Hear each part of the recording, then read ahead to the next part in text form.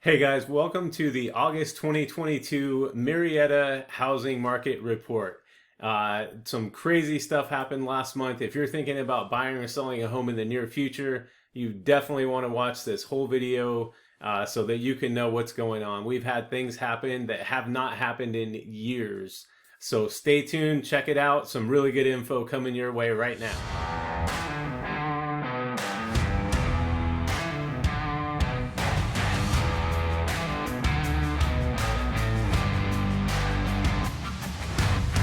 Okay, so all the info you're about to see is based on single family houses in Murrieta only. This does not include condos, townhomes, mobile homes, or vacant land. I do this because single family homes at this time in Murrieta account for about 85% of the home sales. And just focusing on this part of the market, in my opinion, paints a much more accurate picture of the true state of the housing market in Murrieta. So here we go. All right, so let's go. We're going to get right into it with homes sold in Murrieta. So here's where we were July of this year, and this is all end of month data. So this is very current. 107 homes sold in Murrieta in July of this year. So going back to last year, you can see there are 223 homes sold in July of last year. And then going back to last month, 203. So a huge drop in the amount of homes sold. Here's what it looks like percentage-wise. Again, July last year to July this year, about a 52% drop. And then just month over month, June to July, 47%. So that's pretty significant. Something that we definitely, like I said, if you're thinking about buying or selling a home in the near future, you want to keep an eye on this stuff. We're, I think, at a pretty critical point right now with the market. Okay, so now that we know how many homes we had sold, let's kind of do a little comparison here and see how many homes were listed, and we'll compare that to how many homes were sold in those same time periods. So if we go back to July of this year, and remember this is all end of month data, so this data is just a few days old here. We had 194 homes listed in the month of July and 107 sold. In June of this year, we had 249 listed and 203 sold. We know now that this sold number went way down. We also see that the number listed went down. So I could understand some people might look at this and say, well, that's why we had so many less sold, because we had a lot less listed. And that makes sense sometimes. But if you really look at the ratios here, which I'll show you percentage-wise in just a minute, there were a lot less sold here than there were here. And especially if you go back and look at July of 2021, the number of homes sold versus the number of homes listed was almost the same. I mean, you could get closer than that, but you don't see that very often, that's for sure. And you can look at the ratio. Let's take a look at that right now. The percentages. So July of this year, the number of homes sold versus the number of homes listed. So that number would be 55%. Of the number of homes listed, 55% of that number sold. Go back just 1 month to June, and you can see this number was much higher. So the number of homes sold versus the number of homes listed, 82%. Go back a year, July 2021, not a huge difference here.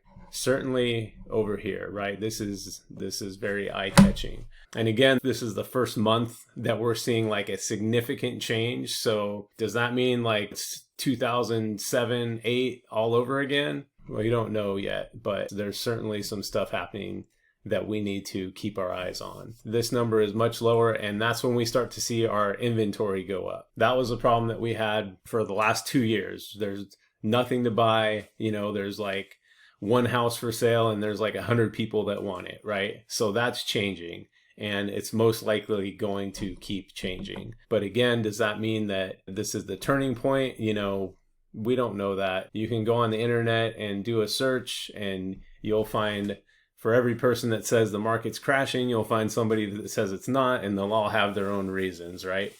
So all that we can do is look at the data that we have and analyze our personal situations and make the decision that's best for us, best for our families, and that sort of thing. Everyone's situation is going to be different. If you're thinking about buying a house right now or selling a house right now, and you're not sure if you should do it, you want a little bit of guidance, give me a call. I'm happy to talk about your personal situation with you, because everyone's is different.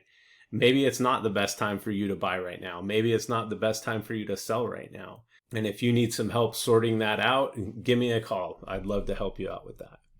Okay, so again, just a quick review here. You are going to start seeing an increase in inventory the smaller this number is. Okay, another really important thing that always is important for real estate, not just right now during this crazy time, but anytime you go back in history and look at the mortgage rates, they have changed significantly over the years. I mean, I remember looking at charts and seeing, I think it was back in like the 70s or the 80s, you're talking like 16, 17, 18%.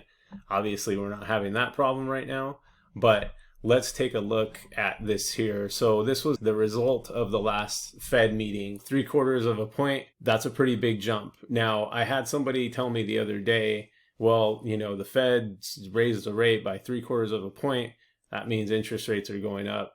Not always the case. If you were to overlap charts, right, of the Fed rate versus the interest rate, they're pretty similar. They somewhat mirror each other, but not exactly and not always. Okay, so in this case here, what we had from this last Fed meeting, which was about a week ago or so, everyone's expecting the rates to go up, right? Because that happened.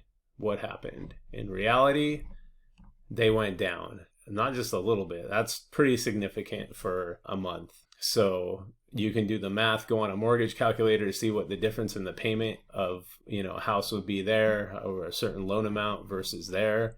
That's a pretty big chunk. But I think more than anything, it just caught a lot of people off guard because everybody was thinking that because the Fed rate went up, interest rates on mortgages were going to go up as well. And these are 30-year fixed rates here. So the rates went down a little bit. So now what? So does that mean that, okay, the rates went down, so our price is going to start going up again? I don't think so, honestly. I'll throw that out there, but you never know. In my opinion, that means we just really need to keep an eye on this, especially if we're in a position to buy or sell a house in the near future. Because, more than a little bit more than 0.5% rate change could be the difference between, somebody deciding that they're going to buy a house or not buy a house. So we'll keep an eye on that as well. Median price. Here is a really big one. Here's where we're at right now. End of month data, July 2022. We are at $658,000. That is the median price of a single family home in Murrieta. The month before that, $705,000. So that is a huge drop. Let's go back to July of last year. We were at $630,000. So year over year, we didn't totally wipe out all of that gain, but it definitely took a big hit. Let's look at that and see. So here we go, month over month, June to July of this year. That's a 6.6% drop in the median price in 1 month.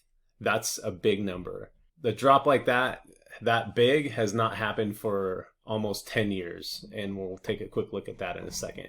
Month over month, year over year, we're still up 4.4% from July of last year to July of this year. So you can see here's where we are right now, June to July.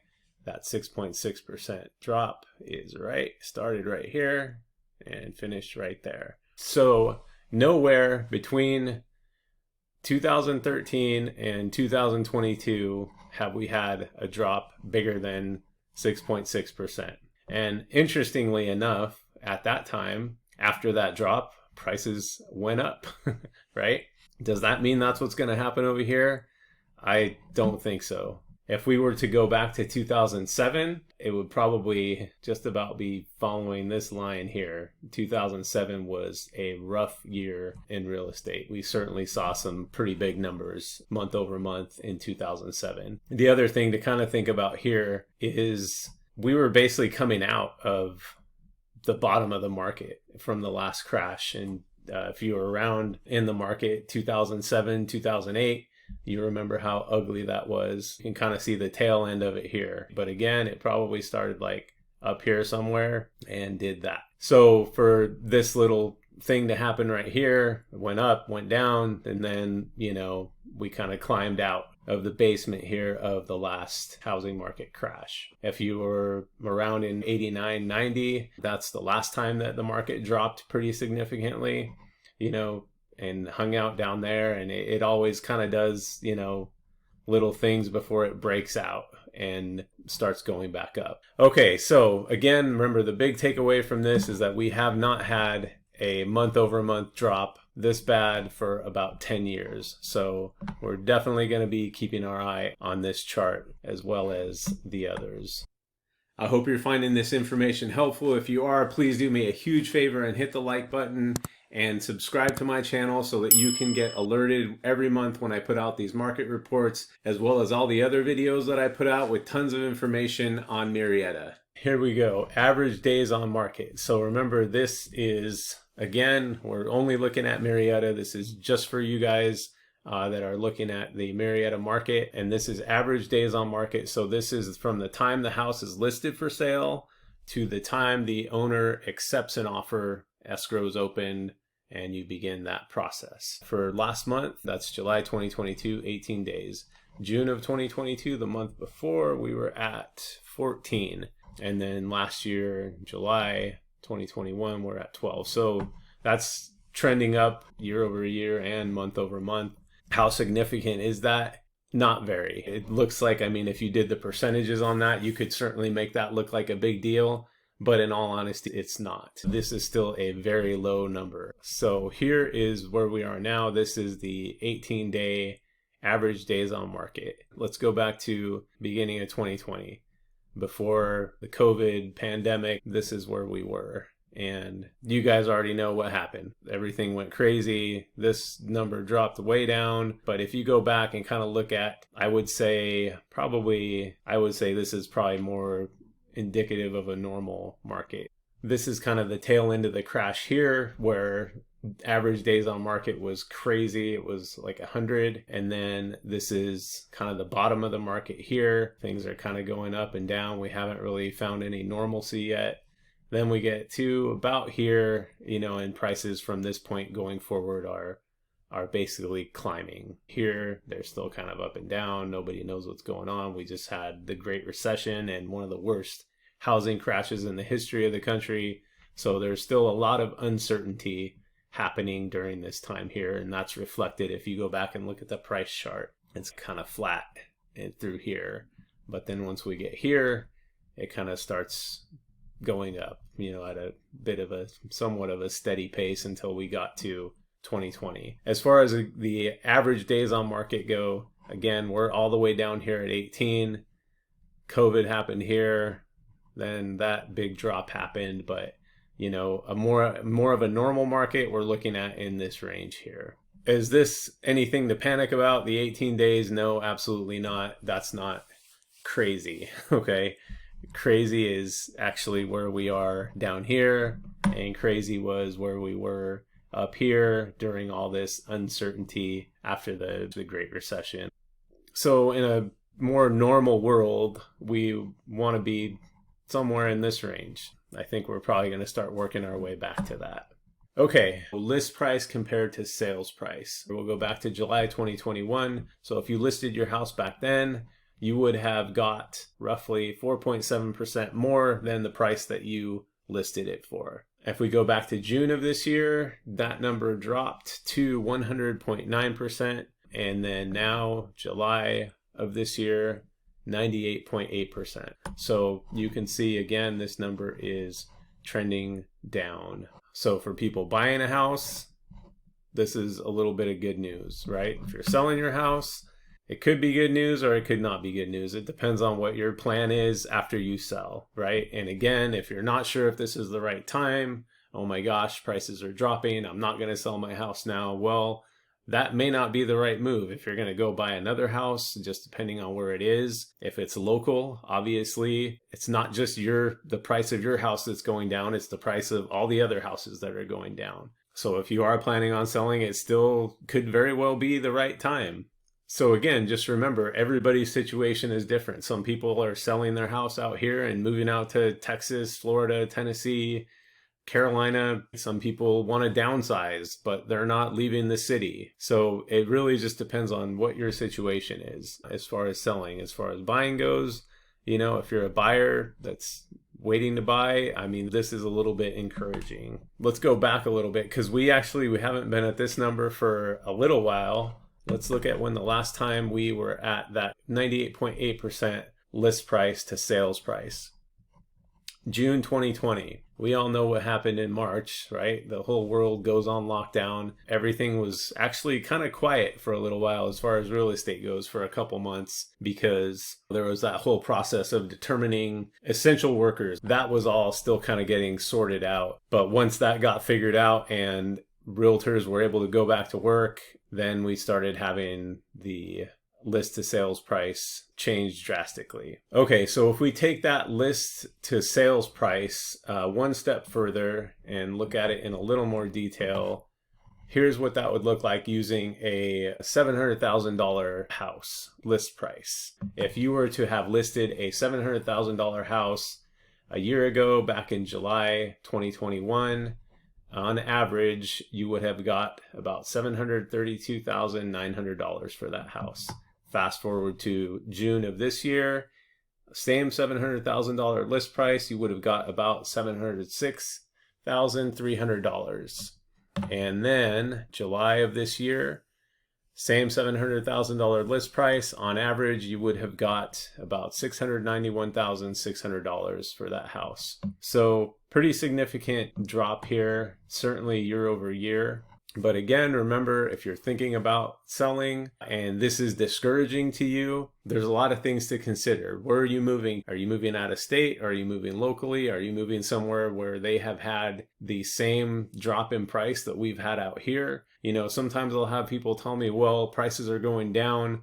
I don't want to sell now. It doesn't make sense to sell anymore. Well, that just depends on your situation. So we're showing how from last year, July 2021, July 2022, that number has gone down. And even from June of 2022 to July of 2022, a pretty decent drop in the list price or asking price compared to the sales price. Okay, and just a couple quick things to pay attention to or keep in mind if you are selling or buying a home. If you're going to sell your home, average days on market, again, remember 18. Sales to list price, 98.8%. So if you're going to list your home and you're remembering back to the good old days just a few months ago when you could list your home and get multiple offers, 50, 60, 70, $100,000 over list price, it looks like we're kind of moving away from that a little bit. You're most likely going to start receiving offers a lot closer to your list price, even possibly a little bit below. We're also seeing more requests for repairs and that sort of thing. People are no longer waiving appraisals, waiving inspections, and all that sort of stuff. We're starting to see a little bit more normalcy in that part of the process of buying or selling a home.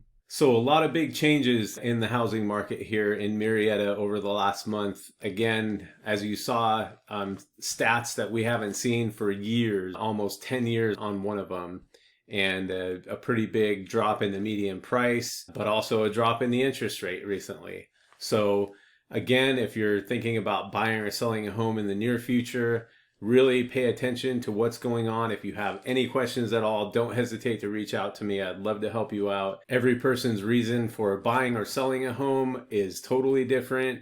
It may be the right time for you. It may not be the right time for you. If you need any help sorting that out, reach out to me. I'd love to help you out.